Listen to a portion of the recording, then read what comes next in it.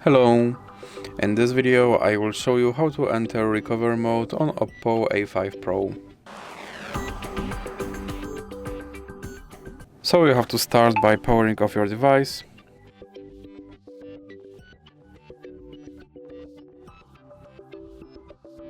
And now when your device is completely powered off, you have to press power button and volume down button at the same time and hold it for a few seconds.